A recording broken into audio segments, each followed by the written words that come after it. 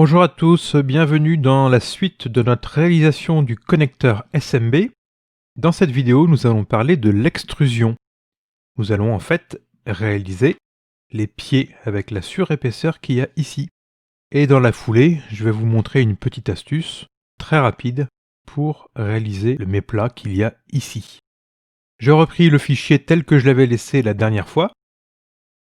Alors, pour réaliser l'extrusion du pied, nous allons utiliser une méthode qui va être valable aussi pour réaliser une table ou un tabouret ou le départ d'une chaise.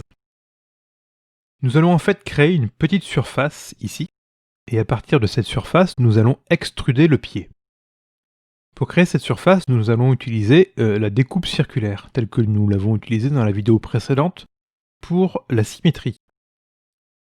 Juste au niveau des dimensions, le pied fait 1 mm de large,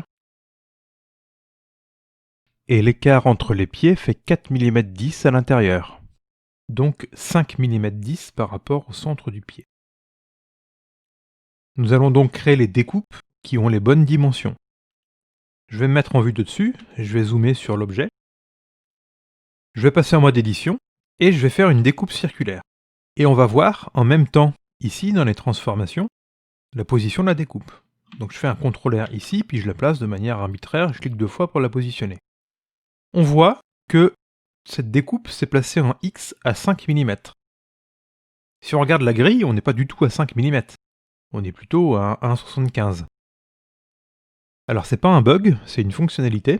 C'est parce que lorsqu'on a redimensionné le cube, je vais repasser en mode objet pour vous montrer, eh bien, les dimensions de Blender et le facteur d'échelle ont alors une influence sur les coordonnées locales de l'objet. Si on repasse en mode édition et on change l'affichage non plus en coordonnées locales ici, mais en coordonnées globales, on voit bien que le point s'est placé à 1,75. Si on veut que la coordonnée locale soit correctement positionnée et ne soit pas influencée ou redimensionnée par le facteur d'échelle, il faut faire une opération qu'on va faire généralement tout le temps dans ces cas-là, parce que ça peut créer plein de problèmes. C'est d'appliquer définitivement le facteur d'échelle, de le remettre à 1 ici, tout en gardant les bonnes dimensions. C'est le raccourci CTRL-A, Apply, en mode objet, et vous allez faire Apply, Scale. Vous voyez que le facteur d'échelle a été remis à 1 ici, en conservant les bonnes dimensions. Et maintenant, si je passe en mode édition, je vois que ma découpe est bien positionnée en global comme en local, aux mêmes coordonnées.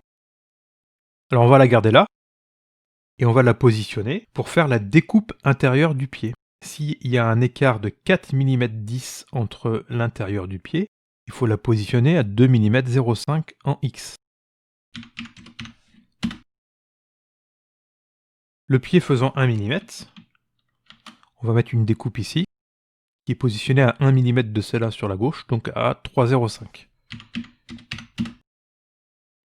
Et puis, le pied est un petit peu à l'intérieur, et ici, en vue de dessus, on aura le petit chanfrein dont je vous parlais tout à l'heure. On va faire pareil en Y. Je vais positionner cette découpe-là, je clique arbitrairement, puis je la positionne en Y à moins 2,05. Rebelote, une dernière découpe, ici à moins 3,05. Et si je regarde en vue de dessous, ou en vue de dessus c'est pareil, j'ai un point de départ pour faire le pied. Alors sur l'image ici, on ne voit pas ce qu'il y a en dessous. Ce que je vais faire, je vais rajouter une deuxième image de fond. Alors, image référence, et je vais aller chercher une vue de dessous de mon objet, qui est mal positionné.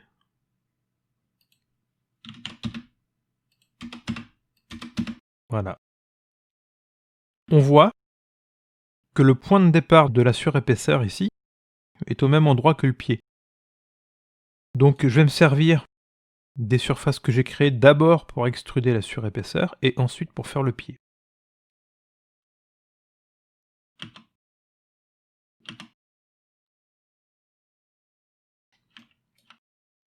Je vais me mettre dans un mode de sélection qui s'appelle le mode de sélection des faces. Ici, à côté de Edit Mode, vous avez un petit dessin avec des points pour nous dire qu'on est en mode de sélection des vertices, ou alors en mode de sélection des lignes, ou alors en mode de sélection des faces. En mode de sélection des faces, on va pouvoir ajouter à la sélection les faces qui correspondent à notre première extrusion. Je me mets en vue de face, et je vais faire E, qui est le raccourci de l'extrusion. Et là, je crée une surface à partir de ma surface d'origine. Et je peux taper au clavier 0.3 pour la positionner à 0,3 mm de la surface d'origine, qui va bien me faire une hauteur de 1,8 mm, qu'on avait dit dans la vidéo précédente, que cette hauteur-là faisait en tout 1,8. 1,5 plus 0,3. Je vais créer le pied maintenant.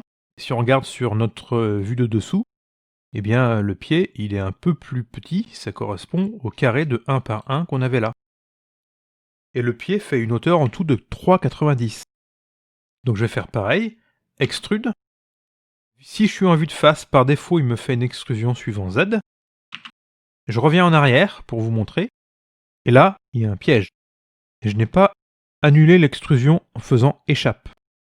En faisant échappe, j'ai juste annulé le déplacement. L'extrusion se fait en deux temps. L'extrusion en elle-même qui est instantanée, et Blender se place automatiquement derrière en mode de déplacement. Donc en faisant échappe, j'ai annulé le déplacement.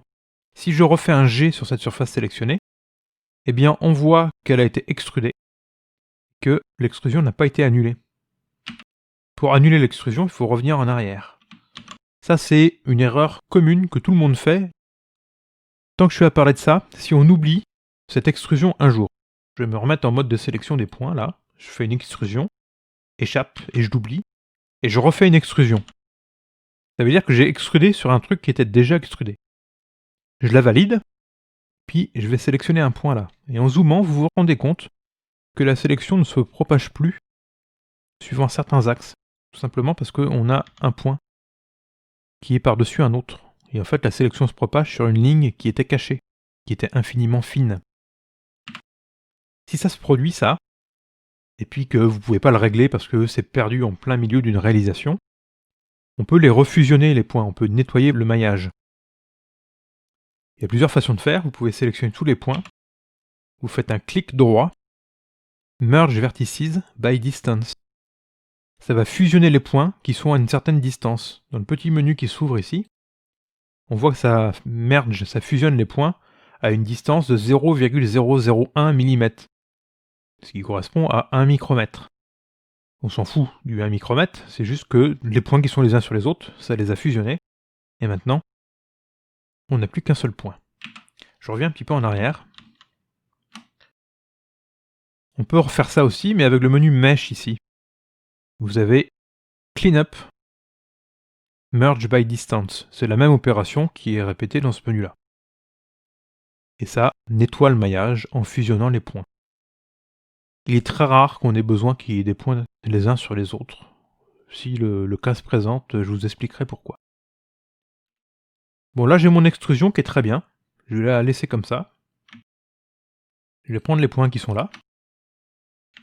Et je vais les positionner à la bonne hauteur par rapport à mon point de référence d'objet qui est ici, ou au 0,0 par rapport au global. Alors si je suis dans ce cas-là, il faut refaire une petite opération. Ici j'ai 0,75 et là j'ai 1,05. Et mon pied doit faire 3,90. Donc il faut que je le positionne à moins 1,05, moins 3,90. Vous pouvez taper votre opération directement ici, et ça va bien le positionner à la bonne hauteur. On voit bien qu'il fait 1, 2, 3,9. Voilà pour l'extrusion. Je vous avais dit au début de la vidéo qu'on ferait dans le même temps le petit chanfrein ici, le petit méplat qui est très simple, qui est une autre opération dans Blender. Je vous propose de supprimer les points qu'on a en visu ici.